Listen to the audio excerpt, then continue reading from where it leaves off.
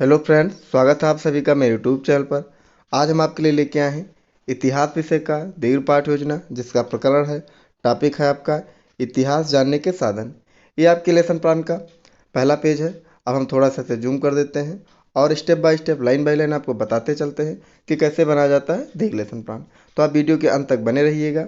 अगर आपने अभी तक चैनल को सब्सक्राइब नहीं किया है तो चैनल को सब्सक्राइब कर दीजिएगा, वीडियो को लाइक करिएगा, शेयर करिएगा और कमेंट के माध्यम से ज़रूर बताइएगा कि हमारा लेसन प्लान आप लोगों के लिए कितना यूजफुल रहा। अन्य विषय के lesson plan, practical file, assignment या टेलम देखने के लिए आप हमारे यूट्यूब चैनल के प्लेलिस्ट में जाकर वहाँ से देख सकते हैं। सभी की अलग अलग प्लेलिस्ट बनी हुई हैं, तो वहाँ आपको जिस विषय का, जिस टॉपिक के जो चाहिए वहाँ से आप देख सकते हैं। तो चलिए लेसन प्लान स्टार्ट करते हैं। सबसे पहले आप पाठ योजना संख्या डालेंगे, उसके बाद संस्था का नाम सबसे पहले हेडिंग है। संस्था का नाम तो जिस भी आप स्कूल में टीचिंग कर रहे हैं उसका नाम डालेंगे। फिर दिनांक डालेंगे, जिस दिनांक में आप टीचिंग करेंगे। कक्षा आपका 6 है या प्राइमरी का बना रहे हैं तो उसका आप डाल लेंगे, या 7-8 जो भी बना रहे हैं उसका आप डाल लेंगे। विषय आपका सामाजिक विषय है, उस विषय के अंतर्गत आप इतिहास लिखेंगे। चक्र आप जो होगा आपका वो डालेंगे। अवधि 40 मिनट, जो दीर्घ पाठ योजना होता है वो 40 मिनट का होता है। उसके बाद आपका प्रकरण है इतिहास जानने के साधन, तो इसे आप लिखेंगे। उसके बाद प्रत्येक पाठ योजना में कुछ सामान्य उद्देश्य और विशिष्ट उद्देश्य होते हैं। सामान्य उद्देश्य आपके विषय से संबंधित होता है, विशिष्ट उद्देश्य आपके प्रकरण से संबंधित होता है। तो पहले हम सामान्य उद्देश्य लिखेंगे।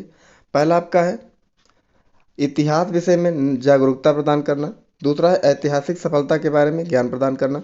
थोड़ा सा हम वीडियो को स्पीड से बनाएंगे, क्योंकि वीडियो को बहुत स्लो बनाना संभव नहीं है, वीडियो बहुत लंबी हो जाएगी। तो आप अपने सुविधा अनुसार वीडियो को रोक करके या स्लो मोशन में आप देख सकते हैं। तीसरा आपका ऐतिहासिक चरित्र का निर्माण करना। चौथा विद्यार्थियों की मानसिक शक्तियों का विकास करना। पांचवा आपका विद्यार्थियों में आदर्श चरित्र का निर्माण करना। छठा आपका विद्यार्थियों को जीविकोपार्जन योग्य बनाना। फिर आपका विशिष्ट उद्देश्य है। विशिष्ट उद्देश्य में आप लिखेंगे ज्ञानात्मक। पहला है तो विद्यार्थी इतिहास के स्रोतों के बारे में प्रत्यात्मन कर सकेंगे।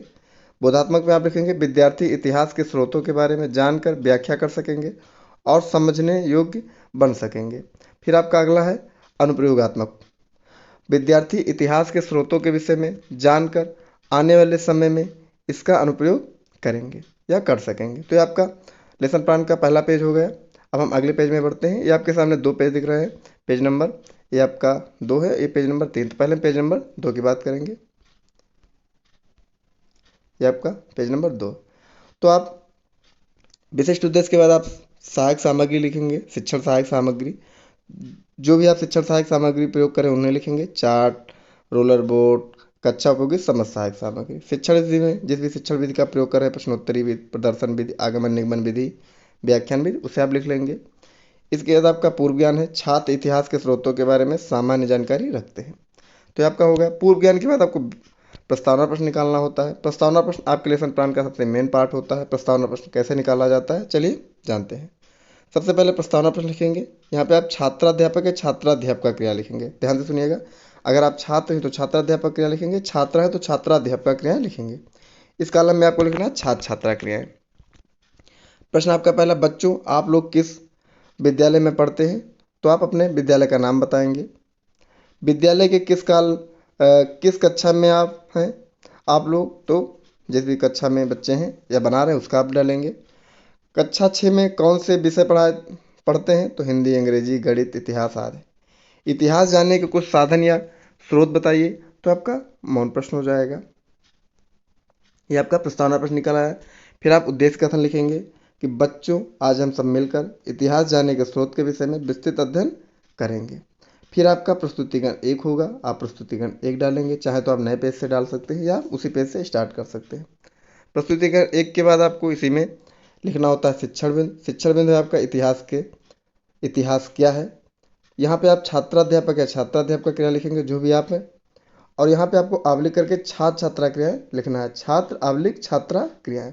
छात्र छात्रा क्रिया में सिर्फ इतना लिखना होता है कि छात्र छात्रा ध्यानपूर्वक सुनेंगे। सॉरी। तो हम शिक्षण बिंदु देखते हैं, साथ में हम दिखा देते हैं आपको दोनों पेज।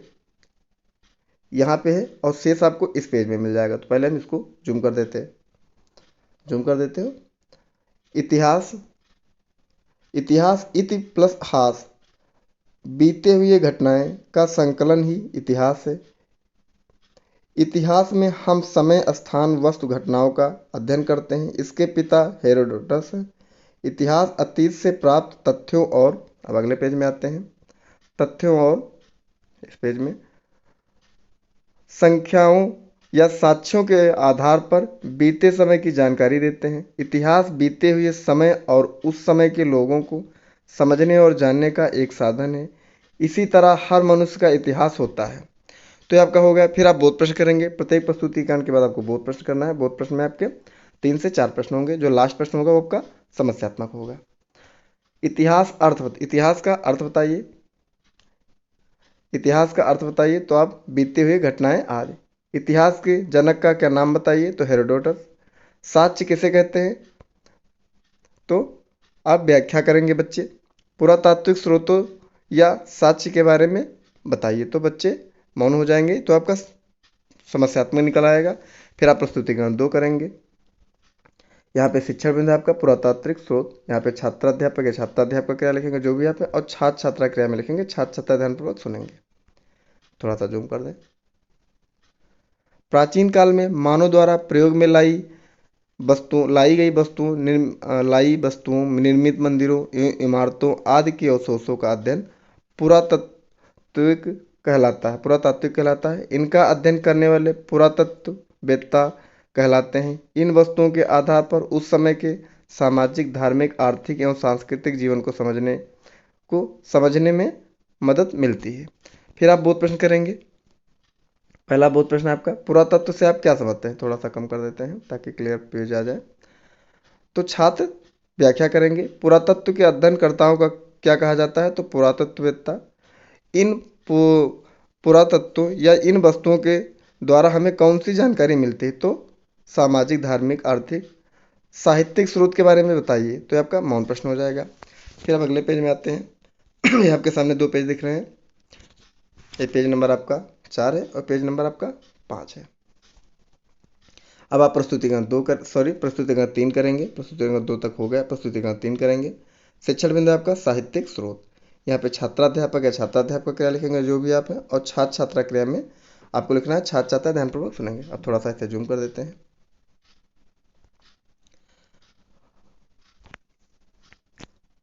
ताड़पात्रों, भोजपत्रों, तामपात्रों, चमड़े या लकड़ी के पट्टों पर लिखित लेखों के साथ साथ कुछ साहित्यिक ग्रंथों से भी हमें लोगों के रहन सहन, विचारों, खान पान इत्यादि के बारे में जानकारी प्राप्त होती है। जैसे धार्मिक साहित्यिक वेद, रामायण एवं महाभारत, जैन एवं बौद्ध साहित्यिक, जातक कथा, इन इन साहित्यों से हमें इनकी सामाजिक, राजनीतिक, धार्मिक स्थिति की जानकारी मिलती है। तो यहाँ से आप लिख लेंगे। फिर आपको बोध प्रश्न करना है। पहला है साहित्यिक स्रोत से आप क्या समझते हैं तो छात्र व्याख्या करेंगे। फिर साहित्य ग्रंथों के नाम बताइए तो वेद, रामायण आदि। साहित्य से हमें कैसी जानकारी मिलती है तो आप छात्र व्याख्या करेंगे। यहाँ पे आपको लिख देना, छात्र वहाँ पे व्याख्या करेंगे क्लास में। धर्मेतर साहित्य के बारे में आप क्या जानते हैं तो बच्चे मौन हो जाएंगे, तो आपका प्रस्तावना प्रश्न निकल आएगा, मौन प्रश्न निकल आएगा, यानी आपका समस्यात्मक प्रश्न निकल आएगा। अब आप प्रस्तुतिकरण 4 करेंगे। एक चीज़ ध्यान से सुनिएगा, प्रस्तुतिकरण 4 के बाद आपको बोध प्रश्न नहीं करना होता। जैसे कि आपने प्रस्तुतिकरण 1, 2 और 3 के बाद बोध प्रश्न किया है, बट प्रस्तुतिकरण 4 के बाद आपको बोध प्रश्न नहीं करना होता। तो प्रस्तुतिकरण 4 में आपको शिक्षण बिंदु है आपका धर्मेतर साहित्य। यहाँ पे छात्राध्यापक या छात्राध्यापक क्रिया लिखेंगे जो भी आप है, और छात्र छात्रा क्रियाएं लिखेंगे में छात्र छात्रा क्रिया में लिखेंगे। छात्र छात्रा ध्यानपूर्वक सुनेंगे। यहाँ पे सिर्फ छात्र क्रियाएं लिखा है, आप छात्र छात्रा क्रिया दोनों लिखेंगे क्योंकि क्लास में दोनों लोग होते हैं। अर्थशास्त्र, धार्मिक साहित्य जैसे अर्थशास्त्र, कौटिल्य, चाणक्य, इससे मौर्यकालीन साम्राज्य की राजनीतिक, सामाजिक, आर्थिक एवं धार्मिक स्थिति की जानकारी मिलती है। राजतरंगिणी, कल्हड़, कश्मीर के 11वीं 12वीं शताब्दी इतिहास का वर्णन किया गया है। तो ये आपका प्रस्तुतिकरण 4 हो गया।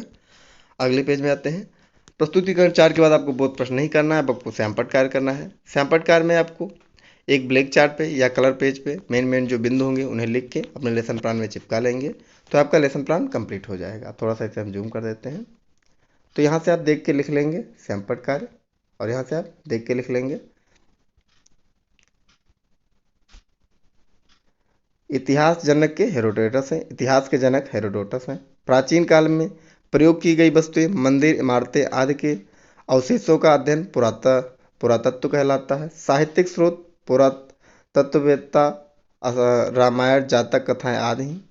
धार्मिक साहित्य जैसे अर्थशास्त्र, लेखक तथा राजनीति तरंगड़ी आदि के द्वारा प्राचीन समय की जानकारी मिलती है। तरंगड़ी आदि ग्रंथों के द्वारा प्राचीन समय की जानकारी मिलती है।